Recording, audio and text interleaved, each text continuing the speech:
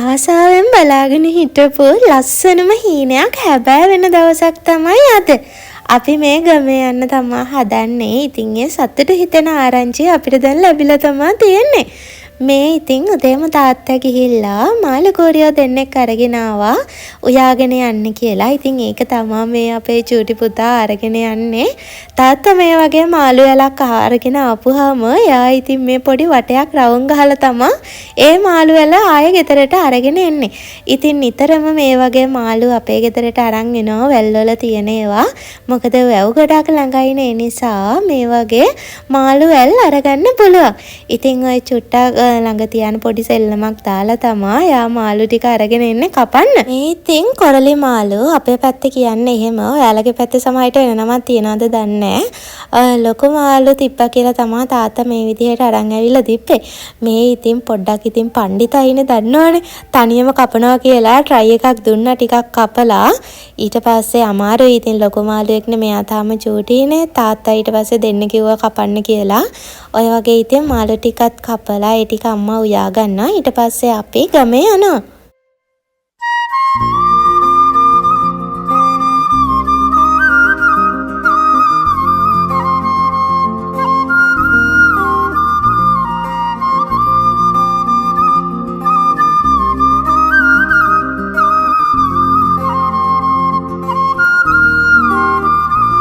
අපේ ගෙදර ඉතින් පූසා දෙන්නෙක් ඉන්නවා.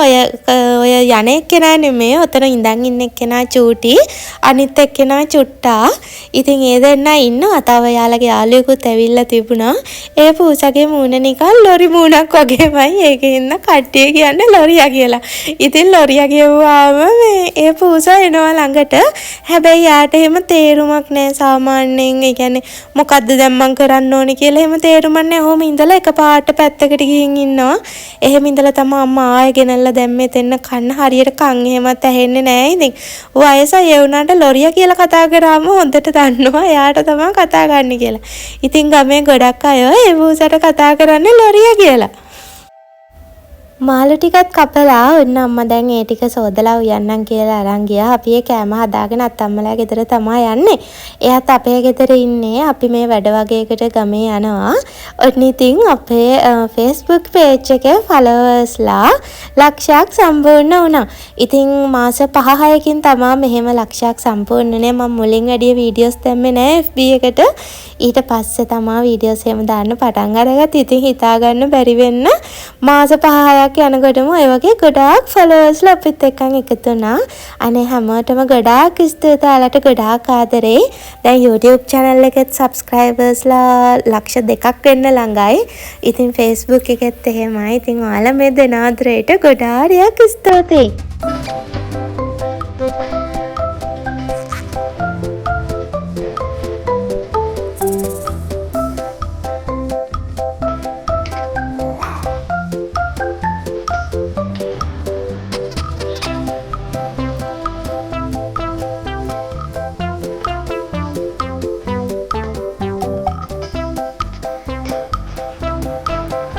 මේ තියෙන්නේ මං හදාගත්ත කේක් එකක්. ඉතින් හදිසියෙන් ටක් ගාලා ඔය වගේ කේක් එකක් මං හදාගත්තා.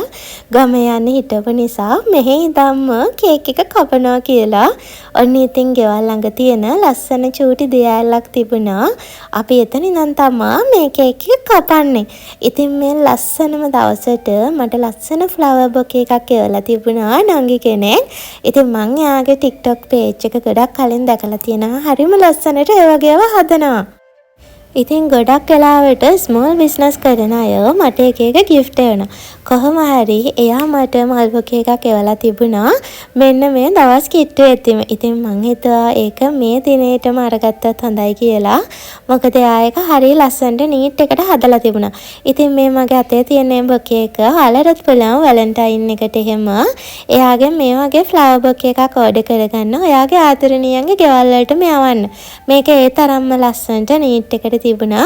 මට මේ gift එකක් හම්බුන නිසා කියනා නෙමෙයි. ඒක ඇත්තටම ගොඩාරියක් ලස්සනයි.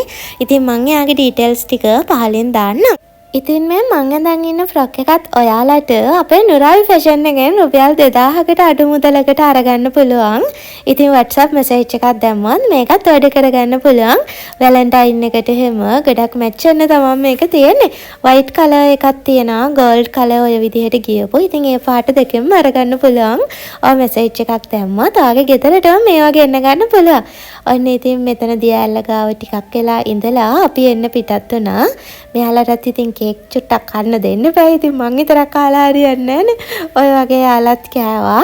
ඉතින් අපි හිතුවා මේ කේක් එක මග ඉන්න අය කාට හරි චූටි බබාලා එහෙම හම්බුනොත් එයාලට කපලා දෙමු කියලා. ඉතින් එහෙම යනකොට තේදලු කඩ මේ වගේ හිටියා ගොඩක් කට්ටිය. ඉතින් අපි යාලට ඔය වගේ කෑල්ල දීලා ගියා තේ බනවනේ.